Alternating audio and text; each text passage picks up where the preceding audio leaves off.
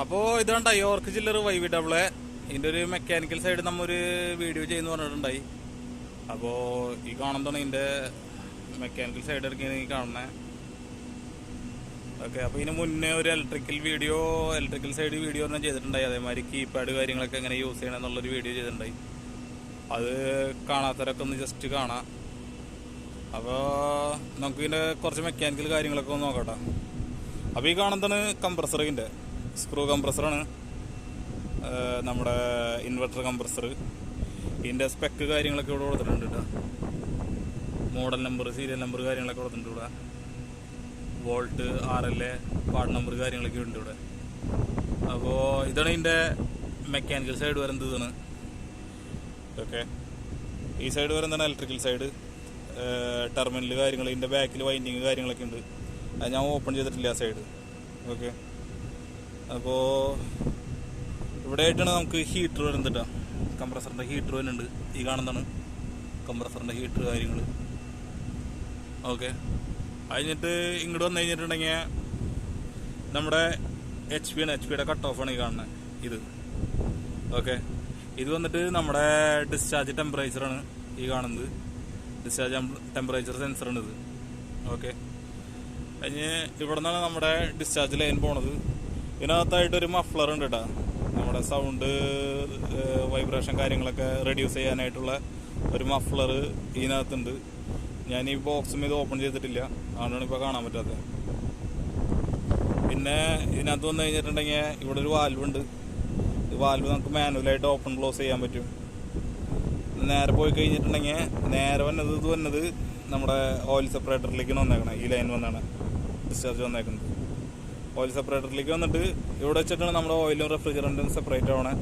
Separate ആയി കഴിഞ്ഞിട്ട് oil ഈ ലൈൻ വഴി നേരെ നമ്മുടെ കംപ്രസറിലേക്ക് പോണ്. ഈ ലൈനാണ് വന്നേക്കണേ. ഈ ലൈൻ നേരെ വരുന്നത് നമ്മുടെ ഇതാണ് ഓയിൽ ഫിൽറ്റർ വഴി നേരെ കംപ്രസറിലേക്ക് പോകും.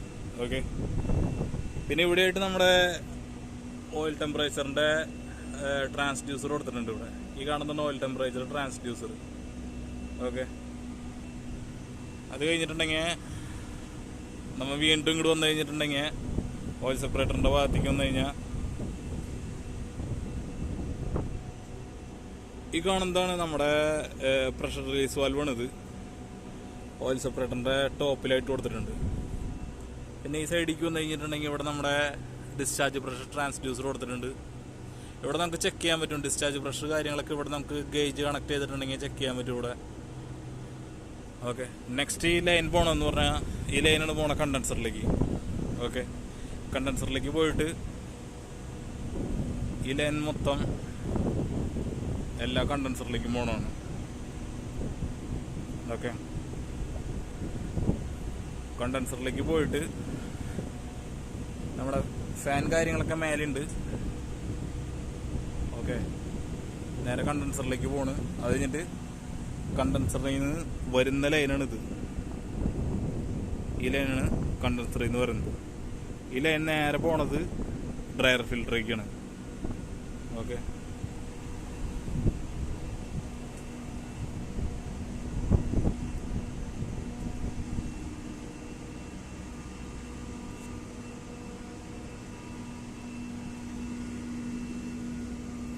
ഇതാണ് കണ്ടൻസർ എന്ന് പറഞ്ഞല്ലേ. ഇവിടെ ഒരു സെൻസർ കൊടുത്തിട്ടുണ്ട്. ഈ സെൻസർ പറഞ്ഞു കഴിഞ്ഞിട്ടുണ്ടെങ്കിൽ നമ്മുടെ കണ്ടൻസറിൽ നിന്നുള്ള ലിക്വിഡ്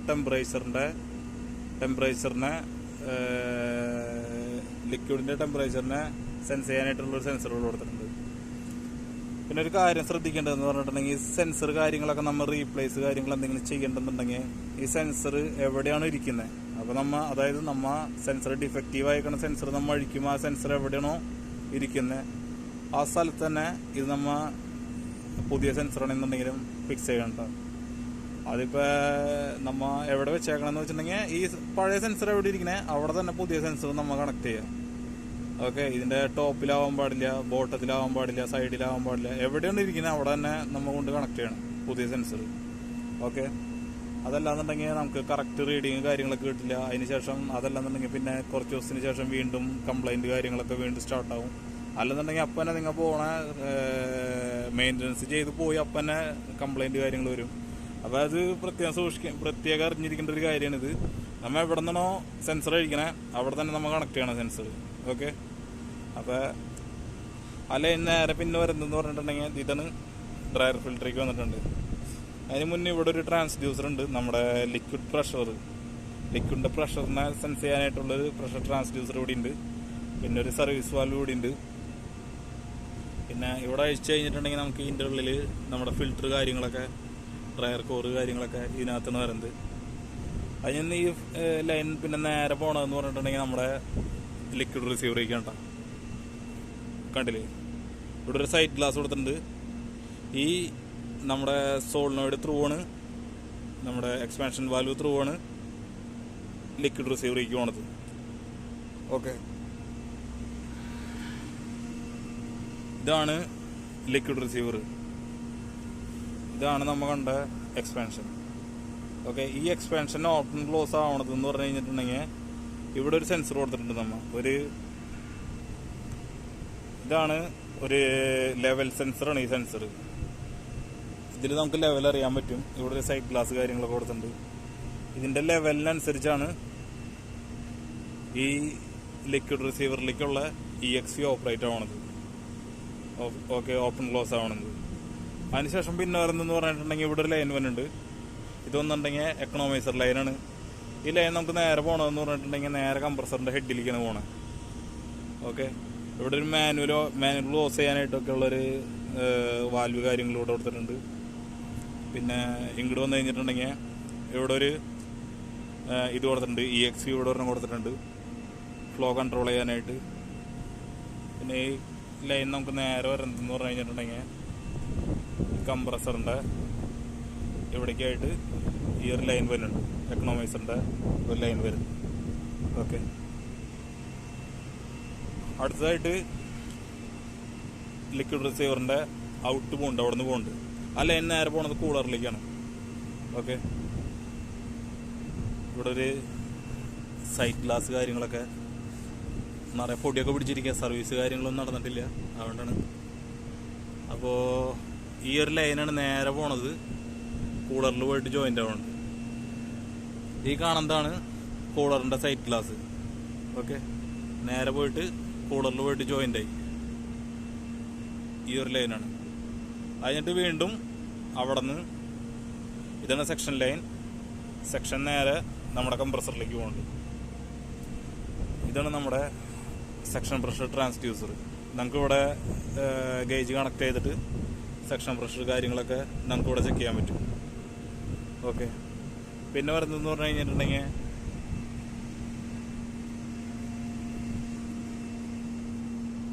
ഈ കാണുന്നതാണ് നമ്മുടെ ലിവിങ് വാട്ടർ ടെമ്പറേച്ചർ. കാണാൻ പറ്റുന്നുണ്ടോന്ന് പറഞ്ഞൂടാ, ഈ കാണുന്നത് ലിവിങ് വാട്ടർ ടെമ്പറേച്ചർ സെൻസർ.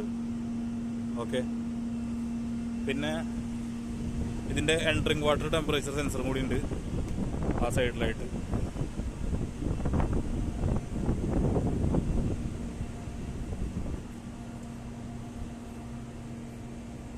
ഇതാ കാണുന്നതാണ് എൻട്രിങ് വാട്ടർ ടെമ്പറേച്ചർ. ഓക്കെ, പിന്നെ ഇതിനകത്ത് കൂളറിൻ്റെ ഒരു ഹീറ്ററും കൂടി വരുന്നുണ്ട്. ഇതിന് കൂളറിൻ്റെ ഹീറ്റർ വരുന്നത്. ഓക്കെ, പിന്നെ വന്നു കഴിഞ്ഞിട്ട് ഇതിനകത്ത് കുറച്ച് വ്യത്യസ്തമായിട്ട് എല്ലാവർക്കും കാണാൻ പറ്റണ ഒരു ഇതെന്ന് പറഞ്ഞിട്ടുണ്ടെങ്കിൽ ഡൗട്ട് കാര്യങ്ങളൊക്കെ വരുന്നതെന്ന് പറഞ്ഞിട്ടുണ്ടെങ്കിലും ഈ ഒരു മോട്ടറാണ്. ഇത് വന്നിട്ട് കൂളൻ്റ് സർക്കുലേറ്റ് ചെയ്യിക്കുന്ന ഒരു മോട്ടറാണ്. ഇത് ഗ്ലൈക്കോളിൻ്റെ കണ്ടൻസർ കാര്യങ്ങളൊക്കെ ഇവിടെ ഉണ്ട്.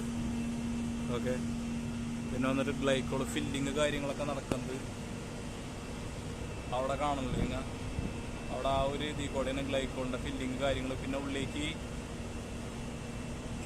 ഉള്ളിലേക്ക് ലൈൻ കാര്യങ്ങളൊക്കെ പോകുന്നുണ്ട്. അതാണ് VSDയിലേക്ക് പോണ ലൈനും കാര്യങ്ങൾ. പിന്നെ ഞാൻ ഒരു പാനലിൻ്റെ ഒരു വീഡിയോ ചെയ്തിട്ടുണ്ടായി, അതിനകത്ത് കണ്ടിട്ടുണ്ടായി നിങ്ങൾ കൂളിംഗ് കോയിലൊക്കെ. അപ്പോൾ ആ കൂളിംഗ് കോയിലിലേക്ക് പോണ കാര്യങ്ങൾ ലൈന് കാര്യങ്ങളൊക്കെയാണത്. പിന്നെ നമ്മൾ പറയാനായിട്ട് വിട്ടുള്ള വേറൊരു ലൈനും കൂടി ഉണ്ട് ഇതിനകത്ത്. ആ കൂളറിൻ്റെ അടിയിൽ നിന്ന് ഒരു ചെറിയൊരു ലൈൻ വന്നിട്ടുണ്ട്, കണ്ടില്ലേ? ആ ഒരു ചെറിയ ലൈൻ വന്നിട്ട് ഇവിടെ കണക്റ്റ് ആവുന്നുണ്ട്. എന്ന് പറഞ്ഞിട്ടുണ്ടെങ്കിൽ കുറച്ച് ഓയിൽ കാര്യങ്ങളൊക്കെ ഉണ്ടെന്നുണ്ടെങ്കിൽ ആ ഒരു ലൈനിൽ കൂടെ വന്നു കഴിഞ്ഞിട്ട് ഇതിൽ നിന്ന് നേരെ ഇവിടെ ഒരു ലൈൻ വന്നിട്ടുണ്ട്. ഇതൊരു ഹൈ പ്രഷർ ലൈൻ വന്നിട്ടുണ്ട്.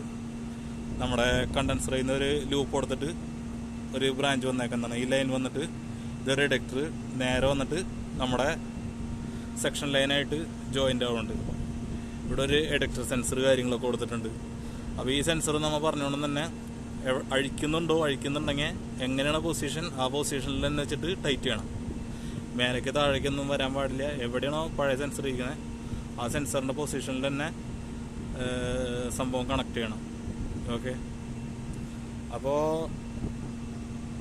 ഇത്തരം കാര്യങ്ങളാണ് മെയിനായിട്ട് യോർക്കിൻ്റെ YVAA ചില്ലറിൽ തന്നെ കാര്യങ്ങൾ.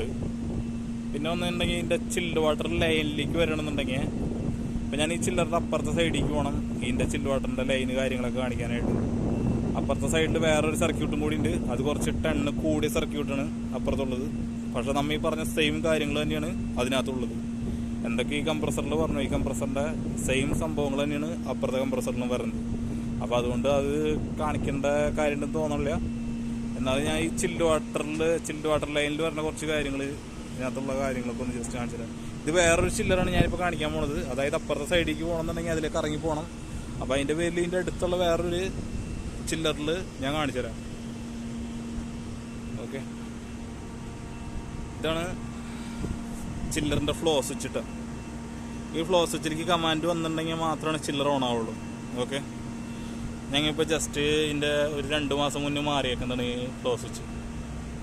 പിന്നെ വേറെ എന്തെന്ന് പറഞ്ഞു കഴിഞ്ഞിട്ടുണ്ടെങ്കിൽ ഇതിൻ്റെ നമ്മുടെ ടെമ്പറേച്ചർ ഗേജാണ്. ഓക്കെ, ഇത് വന്നിട്ടൊരു പ്രഷർ ഗേജ് കൊടുത്തിട്ടുണ്ട് ഇവിടെ. ഇതും വന്നിട്ടൊരു ടെമ്പറേച്ചർ സെൻസറാണ് ഈ കൊടുത്തത്. ഇതെന്തിനാണ് കൊടുത്തതെന്ന് വെച്ചിട്ടുണ്ടെങ്കിൽ ഇത് മറ്റേ BMSൽ നമുക്ക് ടെമ്പറേച്ചർ കാര്യങ്ങളൊക്കെ അറിയാൻ വേണ്ടിയിട്ടാണ് ഈ സെൻസർ കൊടുത്തത്. ഇത് വന്നിട്ടൊരു ആക്ച്വേറ്റർ കൊടുത്തിട്ടുണ്ട് ഇവിടെ. ഈ ആക്ച്വേറ്ററും നമ്മൾ കമാൻഡ് പറയുന്നത് BMS എന്നാണ് നമുക്ക് കമാൻഡ് ഇതിലേക്കുള്ളത്. പിന്നെ പറയുന്നതെന്ന് പറഞ്ഞിട്ടുണ്ടെങ്കിൽ ആ സൈഡിലായിട്ടൊരു DRV കൊടുത്തിട്ടുണ്ട്. ഓക്കെ, ഡബിൾ റെഗുലേറ്റിംഗ് വാൽവ് ഒരെണ്ണം കൊടുത്തിട്ടുണ്ട്. ഓക്കെ, ഇതാണ് നമുക്ക് ഈ ലൈനാണ് നമുക്ക് ഫീൽഡിലേക്ക് പോണത്. അതായത് നമ്മുടെ ചിൽഡ് വാട്ടർ യൂണിറ്റുകളിലേക്ക് പോണ ഒരു ലൈൻ ഇതാണ്. വെള്ളം തണുപ്പിച്ചിട്ട് കൂളറിൽ നിന്നുള്ള വെള്ളം തണുപ്പിച്ചിട്ട് ഈ ഒരു ലൈനിൽ നിന്നാണ് നമ്മുടെ ചിൽഡ് വാട്ടർ യൂണിറ്റുകളിലേക്ക് പോണത്. ഓക്കെ, പിന്നെ ഇവിടെ ഒരു ലൈൻ നിങ്ങൾക്ക് കാണാൻ പറ്റുന്നുണ്ടാവും. ഈ ഒരു ലൈൻ കാണാൻ പറ്റണില്ലേ? ഇതാണ് നമ്മുടെ ചിൽഡ് വാട്ടർ ലൈനുകളിൽ ചിൽഡ് വാട്ടർ യൂണിറ്റുകളിൽ നിന്ന് പറഞ്ഞ റിട്ടേൺ ലൈനാണ് ഈ കാണുന്നത്. ഓക്കെ, ഈ ഒരു ലൈൻ. അപ്പോൾ ഇതിനകത്തൊരു ഇത് കൊടുത്തിട്ടുണ്ട്, ബട്ടർഫ്ലൈ വാൽവ് കൊടുത്തിട്ടുണ്ട്. പിന്നെ അതേമാതിരി തന്നെ ഒരു സെൻസർ കൊടുത്തിട്ടുണ്ട്, ടെമ്പറേച്ചർ സെൻസർ കൊടുത്തിട്ടുണ്ട്. പിന്നെ ഒരു പ്രഷർ ഗേജ് കൊടുത്തിട്ടുണ്ട്. പിന്നെ ഇവിടെ ഒരു തെർമോമീറ്റർ കൊടുത്തിട്ടുണ്ട്. ഇത്ര കാര്യങ്ങളാണ് ഈ ലൈനിൽ കൊടുത്താണ്. ഇതാണ് നമ്മുടെ റിട്ടേൺ വരുന്നത്. നമ്മുടെ HFU ഏതെന്ന് വെച്ചിട്ടുണ്ടെങ്കിൽ ഇതിനകത്ത് നിന്ന് റിട്ടേൺ വരുന്നതാണ് ഇത്. ഓക്കെ, അത് കഴിഞ്ഞിട്ട് അതാണ് ആ കാണുന്ന ലൈനാണ് സപ്ലൈ പോണത്. അപ്പോൾ ഇത്രയ്ക്കും കാര്യങ്ങളാണ് നമ്മുടെ ചില്ലറിൽ വരുന്നത്. യോർക്കിൻ്റെ YVAA ചില്ലറിൽ പറഞ്ഞ കാര്യങ്ങളാണ് ഇത്ര. അപ്പോൾ വീഡിയോ കുറച്ച് ലെങ്തായി തോന്നുന്നുണ്ട്. അപ്പോൾ ഇതിൽ എന്തെങ്കിലും ഡൗട്ടോ കാര്യങ്ങളൊക്കെ ഉണ്ടെന്നുണ്ടെങ്കിൽ നിങ്ങൾ ജസ്റ്റ് ഒന്ന് കമൻറ്റ് ചെയ്യുക. അതേമാതിരി ഞാൻ പറഞ്ഞില്ല എന്തെങ്കിലും മിസ്റ്റേക്ക് കാര്യങ്ങളൊക്കെ ഉണ്ടെങ്കിൽ, അല്ലെങ്കിൽ ഞാൻ എന്തെങ്കിലും കാര്യങ്ങളൊക്കെ ഉൾപ്പെടുത്തുന്നുണ്ടെങ്കിൽ അതും കൂടിയൊക്കെ ഒന്ന് ജസ്റ്റ് മെസ്സേജ് ചെയ്യുക, അല്ലെങ്കിൽ കമൻറ്റ് ചെയ്യുക. ഇത്രയൊക്കെയാണ് ഇതിനകത്ത് വരുന്ന കാര്യങ്ങൾ. ഓക്കെ.